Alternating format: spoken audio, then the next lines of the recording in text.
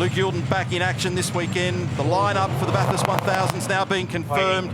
There's lots of great energy around Supercars at the back end of this championship year. Could things come in threes? The third straight supercar event at Sydney Motorsport Park rumbles into action. And a great clutch drop by Di Pasquale. And Whincup covers down the inside. He's got Davison jammed against the fence, but he got away with it. Anton has scorched away. He's got fresh air. And now Whincup on the inside, and on the outside of him is Shane Van Gisbergen and Will Davison back and forth. Oh, big spin there for Courtney. Can he keep it off the fence? He just slightly rubs the fence on the inside of turn one. Whincup was straight away aggressive across to the wall, and Will Davison had nowhere to go. So Will got a really good start, but he was caught by his mate Whincup. As always, it was tight and ultra-threatening when they all plunged into turn one on a cold tyre with cold brakes and cold minds. Now sorting themselves out a near 3/4 of a second margin. Di Pasquale over Whincup on this opening lap. The Red Bull drivers are absolutely at it on this lap. Down the inside comes Percat. He's up into ninth. He's got his teammate on the outside of him, Todd Hazelwood. That gives Todd the line for the next right-hander, but in fact, Nick's able to squeeze through and take the place. Deep on the rev limiter to get down the inside into four. So what, I don't know who made contact there. James is very lucky not to end up wearing that wall on the inside. We've seen one or two very big shunts over the years. We jump on board with Mark Winterbottom. What's Frosty's viewpoint look like? Nice start, not much wheel spin. Look at those blokes at the front of the field down the grey side. They made another lane that didn't exist. So there's Slade and Courtney and Pye. They interlocked. Yeah. So Pye and Courtney, former teammates, they've just interlocked wheels, and it's tripped James' car around, fired him left. And he was very lucky at that pace not to end up on that wall. So let's have another look just back here. You just see to your left-hand side. Oh. Yeah, that was disappearing left. That wall would have been coming up at a rate. Here we go. Right on the spot. When you drop. Did they do all four then? Because I saw a couple of dudes in the background there as well. Yeah, so that'll be interesting. Let's just keep a bit of an eye on that. So, oh, that thing's making metal. Yeah, that's swarf. Yeah, it's peeled alley out of the rim. So that'll be a rock, or the rock's caught between the wheel and the brake caliper. And look at that. Look at the amount of swarf that's come out of there. It's like a machine shop in the right front corner. Wow. Have to be careful with that one. We'll get a shot maybe of the inside of that wheel. It's been grinding away. And Anton Di Pasquale's just been warned about exceeding track limits now as well, so he's out of lives. Percat in, R&J Batteries, Brad Jones Racing entry. So far, a couple of cars here have been very quick in the stop. Hits the spot nicely. They're doing four. That's been dropped. Was that? It looked like it was dropped. No, They've got a major drama going on here. Okay. I heard him say something on the way in, but I only caught the very back end of it, so they're clearly... Oh, they've got Gojacks. This is massive drama for Nick Percat. It's not a freight. It just stops you from accelerating beyond it. Great shot on the left side of screen. It shows what it all looks like from above. Hold on. Jump. Just looking to get 4 tyres for Will. Stop. Get down. Oh, No way. the left-hand front wasn't done. The exit drive's good enough. He'll park him wide, and he's got him. So Anton aggressive immediately. Van Gisbergen in now.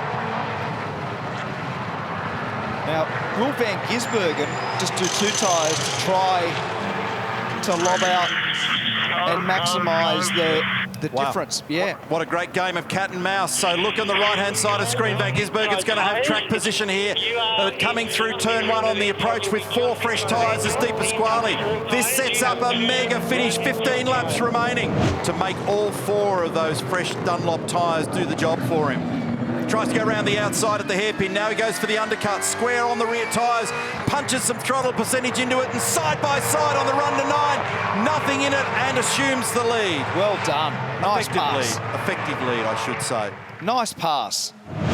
What's going on there with young Bryce? Probably will. I'm just looking at... Safety car boards and flags, safety car boards and flags set. Like Nostradamus, probably. In the lane. Cars in the lane. Green flags. He slowed him right up and now away we go. So Shane ducks to the inside, has a bit of a look. They're all over the shop here. They've got to be careful that no one passes before that control line. There was an issue last weekend in very difficult conditions. So turn one, margin there for Di Pasquale.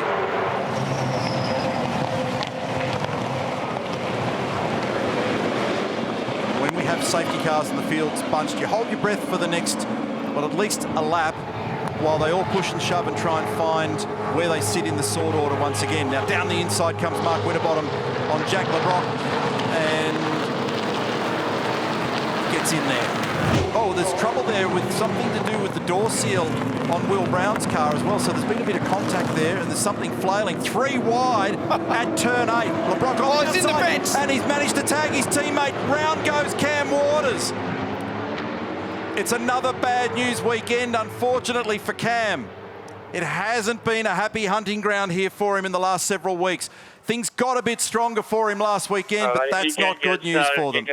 That wing is broken. He's champing at the bit to be able to get into that battle. Tim Slade's just moved up one spot in this little exchange that we're watching here, and this fellow in car number 7's got fresh tyres on, and so has Tim Slade. So they're actually steaming up the field nicely. So they've gone up. They're just cutting away through the field, so they're just snow ploughing into the gang at the moment. So they're 10th and 11th. That'll be a curb issue or track limits issue, but he got down there easily. No problem at all. George Yes, mate, hang on. E3.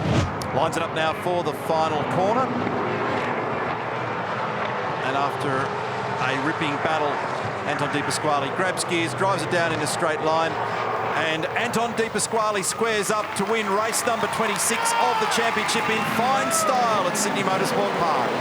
Comes on by 1.8 seconds.